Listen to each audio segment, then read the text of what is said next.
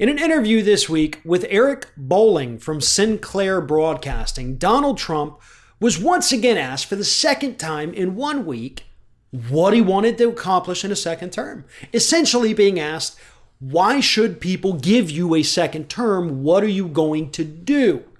I mean, after all, that is the basis of every single political campaign, regardless of the size of it.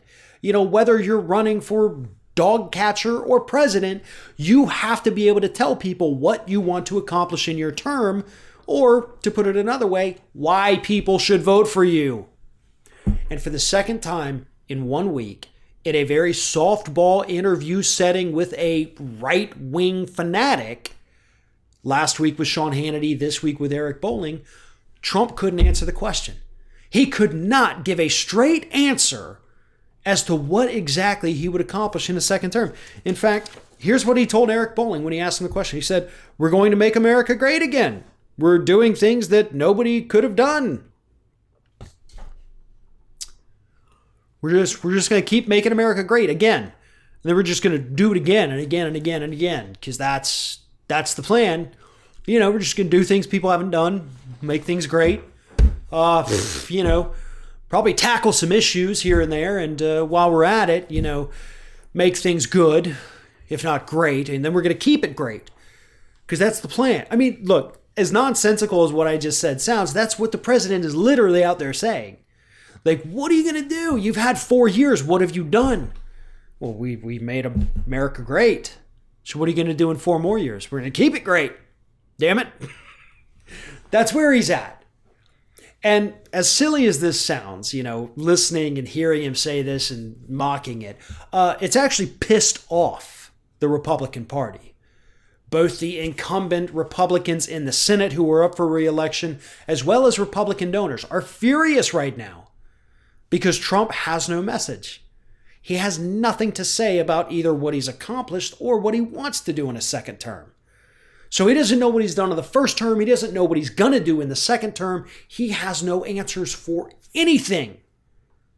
And they're freaking out.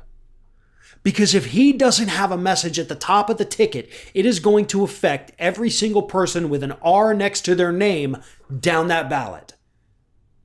Enough to where the control of the Senate is up for grabs at this point. It is no longer a lock for Republicans.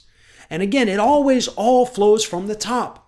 When Trump has no message out there for the people, when he can't even give a straight answer in this kind of softball interview, he's in trouble.